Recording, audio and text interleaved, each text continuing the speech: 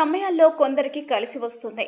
అలాంటి పరిస్థితుల్లోనే ఉన్నారు ప్రభాస్కి బాహుబలిలో డూప్గా నటించిన కిరణ్ రాజ్. బాహుబలి 2తో ప్రభాస్కు వచ్చిన క్రేజ్ నేపథ్యంలో డార్లింగ్కు డూప్గా నటించి ప్రభాస్ ఫీచర్లతో కనిపించే కిరణ్ రాజ్తో ఒక సినిమాని మల్లికార్జున్ రెడ్డి, మహ్మద్ జాఫర్ అలీలు నిర్మిస్తున్నారు. దీనికి కిరణ్ కోటప్రోలు దర్శకత్వం వహిస్తున్నారు. ఇటీవల ఈ సినిమా ప్రారంభం జరిగింది.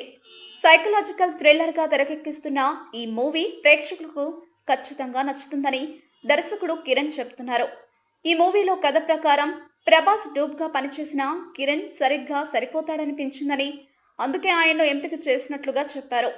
ఇక ఈ మూవీ హీరో బాహుబలి కిరణ్ రాజ్ మాట్లాడుతూ తాను ముందుగా బాహుబలి గురించి మాట్లాడాలని, ఆ సినిమా తమకు ఒక యూనివర్సిటీగా అభివర్ణించారు.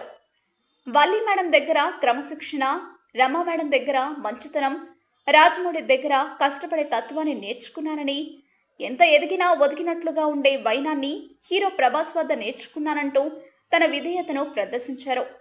కథ అద్భుతంగా ఉండడంతో హీరోగా చేయమన్న వెంటనే ఇక ఆలోచించలేదని చెప్పుకొచ్చాడు. మరి మూవీ డార్లింగ్ డూప్ను ఎక్కడికి తీసుకెళ్తుందో చూడాలి. మా వీడియోస్ మీకు నచ్చినట్లయితే లైక్, షేర్, సబ్స్క్రైబ్ చేయండి.